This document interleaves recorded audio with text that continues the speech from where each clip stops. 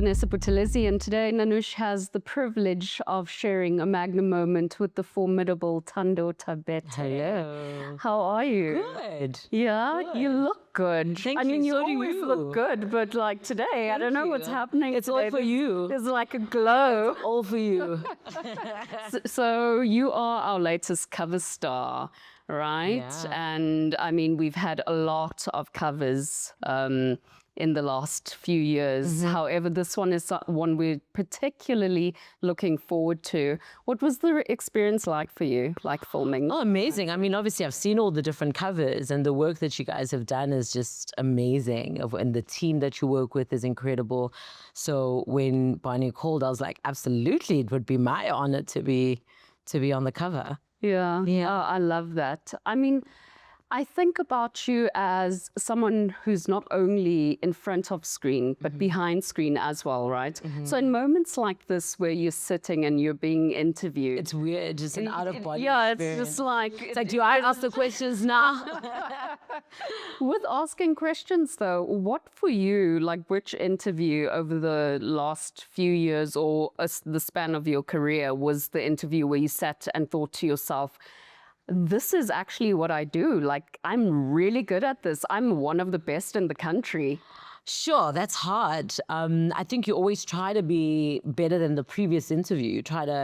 You basically try to get information out of people that isn't readily available. I mean, it's one thing to Google someone and sort of regurgitate whatever it is that you find. It's another to have conversation, to learn from people. I mean, I've interviewed a lot of people, so it's hard to like pinpoint one. Taraji P. Henson stands out. The Steve Harvey interview I did while I was at 5 was really amazing. I've also got a feature called Your Story on Drive with Thando now, and that's doing pretty well. Yeah. Also, speaking about international artists, right, and interviewing or working with international artists, the globe is looking at us at the moment, right? African storytelling is traveling like never before. What do you project the next 5 years will look like as a producer and actress yourself? Sure. I think we'll be in the forefront, as we rightfully should have been, I think, a long time ago. I think there's lots, though, to be fixed at home. There's a lot of problems that we need to sort of address in South Africa and in South African entertainment, whether it's whether producers are paying actors.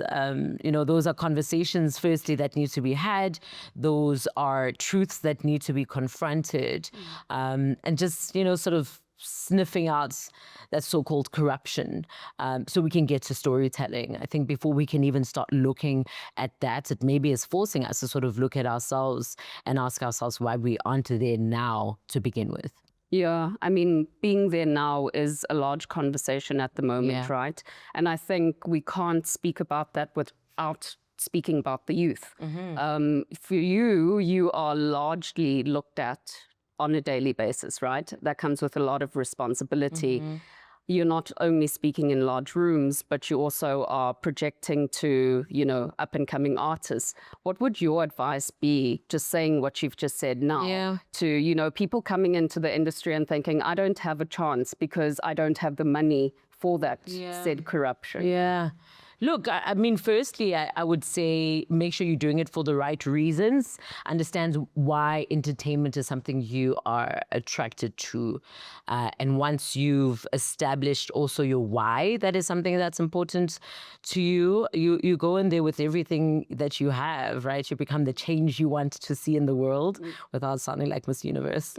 But yeah, I'd say just it's very easy to sort of be discouraged, right? But if it's something that you really want, something that you can't go to bed without thinking about, then it's something worth chasing, because I think that's God telling you that is what you are meant to be doing. As a larger-than-life character, right, you also have your doubts from time to time, I'm assuming. What grounds you? Like when you feel that discouragement, when you don't get the pitch, when you don't get the gig, where do you lean on? Like who do you lean on? I mean, I think it's largely like if something doesn't happen, it wasn't meant to happen. I believe nothing that is meant for you will pass you by. So I don't get discouraged by a no. I get motivated by a no. It's like, okay, cool. That wasn't the one that was intended for me. What next? Yeah. Yeah. I see a lot of similarities between you and your mother. Is that where you get it from? Yeah. The get up and go on. No, absolutely. I mean, my mom is a strong, relentless, powerful woman. So absolutely, yeah. Yeah. And I think moving forward, right, from where you started and where you are now, your personality has changed Has as your it? career has grown. I'm assuming from what we see outside, Yeah. right, for the better. Like, I mean, it's just like you've blossomed Yeah. into like this powerhouse, you know. Thank you. So in terms of that, is it hard to find love when you are, you know, getting DM'd every day? I'm not or- getting DM'd every day. You aren't? No. No, what is No. Are they frightened of you? I don't know, but I'm not like, it's not those kind of DMs anyway. What was the question? But how are you navigating love? I mean, I'm just navigating. I mean, I don't know what to say. Oh, yeah? Yeah. That's all you're going to say? You're that's all, just yeah. navigating. You know, You're on cruise control. I'm on ways, trying to turn left here, turn right, continue straight. Okay. Well, we'll leave it there. We'll leave it to rest for now until such time comes where you reveal. Maybe we'll see something in the article that, you know, gives Which us a hint. article? The cover. No, there's nothing, and there's nothing to tell, really. Yeah. Yeah. Okay. Well, I tried, guys. I tried. Just also with moving forward, right? Because I feel like right now everyone's in the season of moving forward. You do so much. I mean, you wear so many hats: producer, actress, you know, radio presenter. How do you see your brand growing in the near future? Are you looking at expanding in other avenues, because you already do so much? Oh no other avenues. I don't think there's enough hours in a day for other avenues. I think we'll stick to these lanes, and it's just expanding on those things. I think the producer hats, I got to a point where I'm like, I want to create the roles I want to play instead of waiting for them to be presented to me. Oh, I love that. And yeah, I mean, on radio, I get to speak to South Africa every single day, which is an absolute privilege. And then, of course, there's Thabethe, which is now available on Bash. Yeah, and so it's just, again, expanding the distribution of Thabethe and yeah, making it change the world one booty at a time. Ooh. When you were 10, did you see yourself doing everything that you've done now? No, definitely not. Not 10, at least. I mean, for as long as I've known I wanted to be an actress, yes. Did I envision radio?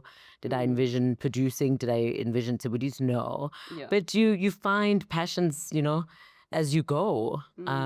Yeah, I knew I like to talk, but I didn't know where that would sit, you know? Yeah. Where do you find your inspiration? Like, where do you draw inspiration from? I think from living, from life. The fact that you're still breathing is an opportunity to create. And creating is one thing that you do really well. Thank you. What's that one project, your dream project, that you'd like to create?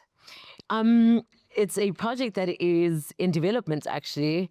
It's a story that I created, and I'm excited for the world to see. Yeah. Yeah. And you play many different roles, right? Like, you go from comedy to drama. What's your favorite role to play?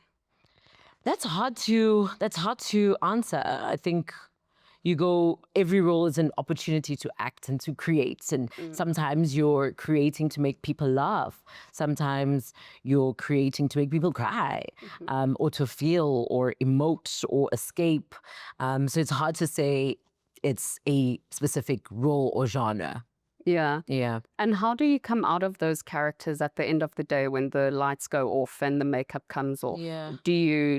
Are there any rituals that you do to come out, like, kind of I mean, I wish Thando we were again? told, you know, those things. I think you learn it by making the mistakes of not doing those processes. I mean, a stupid example, at the end of a set day, I ordinarily would not have my makeup removed on sets in the trailers, I'd go home and wash my own face or whatever.